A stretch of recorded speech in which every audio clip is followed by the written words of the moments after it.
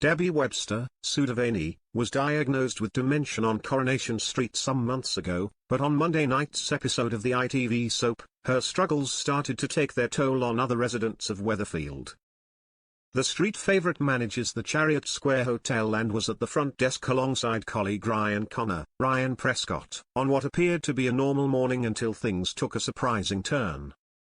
When an angry guest started an argument with Debbie over her lack of sleep, the hotel manager fired back at her with a torrent of sarcastic comments that the customer caught on camera. However, Ryan convinced her to delete the footage, and when he tells Debbie that he managed to appease her, letting her know that his boss is under a lot of stress at the moment, a delighted Debbie grabbed him and kissed him. Ryan was visibly shocked and left the front desk for a period of time, but when he returned and attempted to confront Debbie over the incident, she seemingly had no recollection. When Debbie's partner Ronnie Bailey, Vinter Morgan, came to the hotel looking for her, he found Ryan, who explained that she was out but revealed his concerns to him after he researched vascular dementia following her surprise move. He wondered if she had misread the signals, and confessed that she kissed him earlier that morning, but Debbie herself interrupted the awkward moment as she came back to work. Oblivious to what has gone on, Ronnie tells Debbie that Ryan has told him about the kiss, but she looked confused for a second and then decided to brush it off as a friendly smacker. Things only got worse for all involved in the situation when Ryan decided to try to defuse things by suggesting they forget about everything, but an angry Debbie took offense at the fact that others had been discussing her condition and stormed out.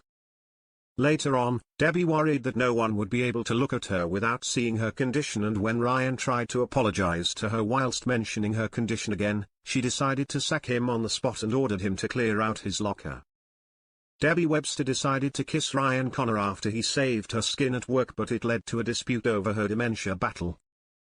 In the Rovers, she explained to Ronnie that she refuses to see her condition as a death sentence, but the kiss seemed to have been the least of Debbie's worries, as earlier that morning she had caught brother Carl Webster, Jonathan Howard, with a split lip and bruises.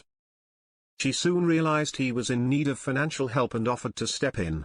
But she mistakenly believed that he only needed a small sum, although in the garage it soon became apparent that the mechanic was in far more debt than originally thought.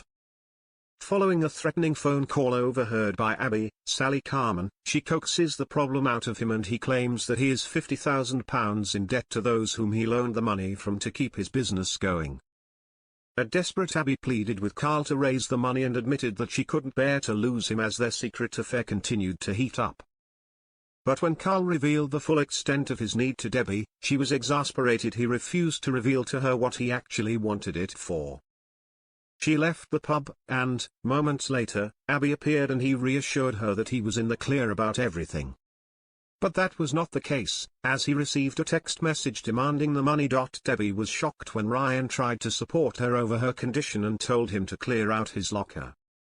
For actress Sue, she previously spoke of how frightened she was in taking on the dementia storyline and explained to the Mirror, "I was a little bit frightened. It was a lot of information to process, because it's not like a drama series where you might be doing it for 6 weeks. This is playing someone with dementia for 1, 2, 3 years. So, it was a case of, can I do it? Am I ready? I don't do things by halves. I'm either all in or all out. I like to research and get the best I can out of a script, so it can consume my life for as long as the story lasts." Recalling the meeting with Cobble's boss Kate Brooks, Sue, 57, added, "Our first chat was really thorough. She said, 'I love Debbie and I want you to tell this story.